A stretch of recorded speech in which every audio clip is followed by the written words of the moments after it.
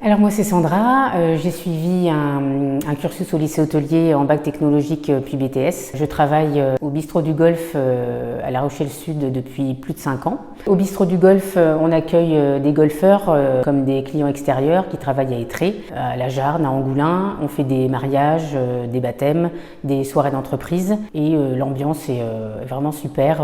On s'entend tous très bien. Alors j'ai commencé comme simple serveuse et tout au long de ces 5 ans, j'ai pu monter en grade grâce à la confiance des patrons et à mon travail acharné jusqu'à arriver à responsable restaurant et bar du bistrot. J'avais besoin de prendre plus d'assurance dans mon management pour pouvoir mieux communiquer avec mes collaborateurs, que ce soit mes collègues serveurs ou les patrons, pour mieux interagir avec les clients également. Comme me dirait mon patron, la gestion de l'humain n'est pas facile. Et j'avais besoin de beaucoup de clés pour pouvoir mieux communiquer même avec la chef de cuisine, avec qui on s'entend très bien. J'avais vraiment besoin d'un suivi pour m'améliorer là-dedans. En fait, il m'a directement proposé ça. En plus, je pouvais le faire au travail, pendant mes heures de travail. En individuel, ça m'a intéressée parce que c'est vraiment orienté juste sur moi. Donc on pouvait parler de mes problématiques à moi et interagir directement, même s'il y avait beaucoup d'exemples lambda sur des entreprises autres que de la restauration. J'arrivais plus à me projeter et à répondre directement. En plus, Pascal pose beaucoup de questions, donc c'est ça qui est très intéressant dans chaque séance avec lui. Déjà, c'était 2 heures à chaque fois et une par semaine. C'était ni trop ni pas assez. Donc on a eu 23 séances, dont 2 en distanciel, parce qu'on ne pouvait pas faire autrement. J'ai préféré en présentiel, évidemment. Ça se déroulait avec une présentation du thème du jour. Il me faisait des tableaux, il me posait des questions. Il y avait beaucoup d'études de cas, où il faisait mon collaborateur ou mon patron, et moi je faisais donc la manager qui devait répondre aux problématiques du moment. Les exercices où j'étais le moins à l'aise, c'était justement les études de cas où il m'a poussé beaucoup dans mes retranchements, où il faisait en plus le collaborateur pas très facile, qui avait un comportement pas adapté à ce à quoi je m'attendais.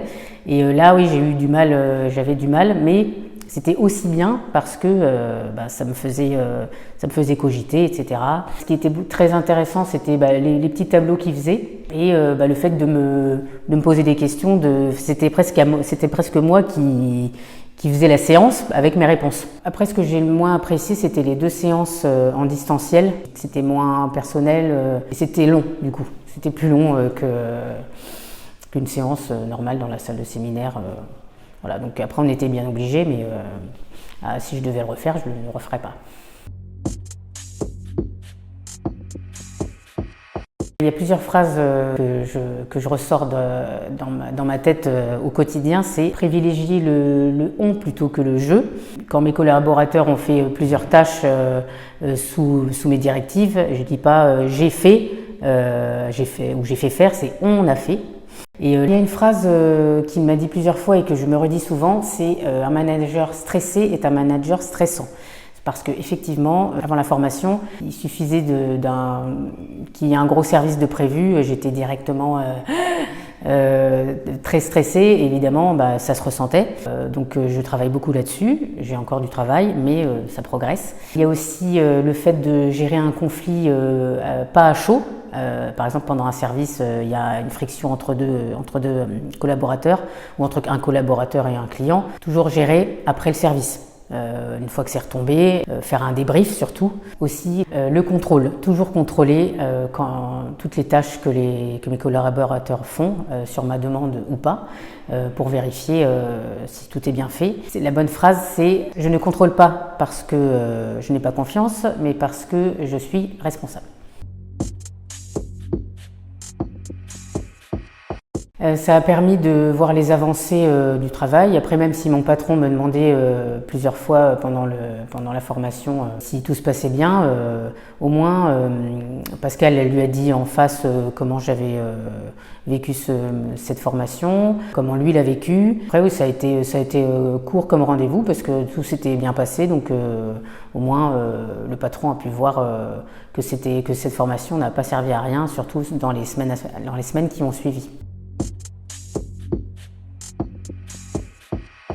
Eh bien, dans ma communication avec mes collaborateurs, justement pour la gestion des conflits, j'arrive à plus réfléchir à ce que je dois dire, avec la façon de le dire. En plus, je peux en parler avec ma responsable Émilie, la chef avec qui on s'entend très bien. Donc on peut en parler ensemble avant de pouvoir parler à mes collaborateurs sur ce qui s'est mal passé. Ou même quand ça se passe bien, on fait quand même un débrief pour féliciter. J'ai aussi organisé une réunion avec mes collaborateurs de la salle 1 ou 2 fois par mois. On parle de ce qui s'est bien passé, de ce qu'il y a à revoir, des événements passés, des événements à venir. Il y a des événements où je ne suis pas là, donc ce sont mes autres collaborateurs, mon responsable adjoint Valentin qui s'occupe d'événements, ça peut être aussi mon autre collègue Valeska qui s'occupe de l'événement et en qui j'ai toute confiance bien évidemment.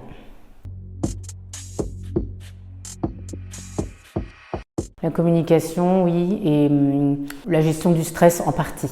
Je travaille encore là-dessus. Il m'a donné des clés grâce à ces petites cartes que je peux transporter sur moi tous les jours. J'ai des petits pense-bêtes et je relis aussi mes notes souvent pour me guider. C'était vraiment, même si c'était pas facile à chaque fois, c'était les cas, les études de cas pour me mettre en situation, les mises en situation.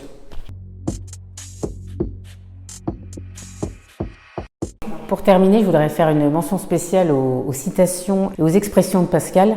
Tous les jours, toutes les séances, il en avait au moins 1 ou 2 dans son sac. Exemple, sachons valoriser nos collaborateurs pour qu'ils deviennent nos collègues de demain.